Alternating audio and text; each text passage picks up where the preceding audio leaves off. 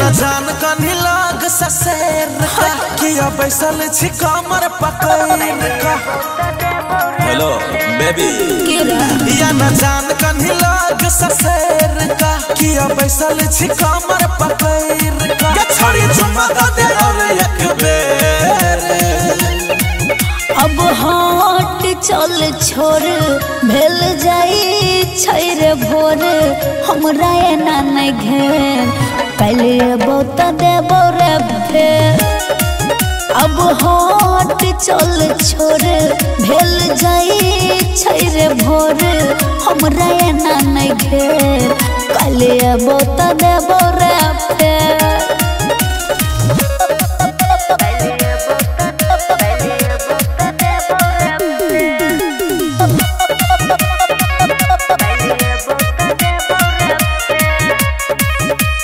Mood बनल छे नखरा ने कर गे चलो हटे छोरा हमर हाथ नहीं पकड़ रे।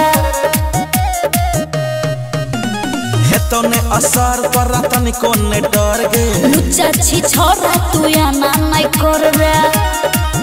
और कुछ न जान कनी देर गे।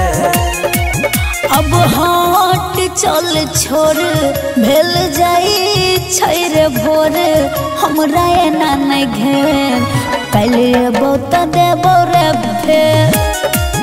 अब हट चल छोड़ भेल जाई छैर भोर हमरा एना नहीं घेर पहले बहुत देबो रे फेर।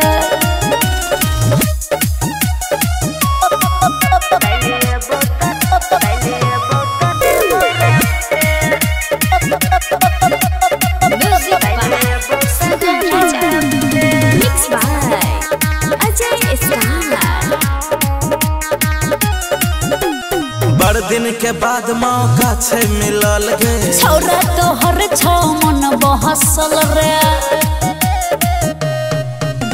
रहतो अड़ल ऐसन कौशल चल फुट छोरा फुट तो या तो से चल रे। टाइम बाचल छे अभी जान ढेर गे।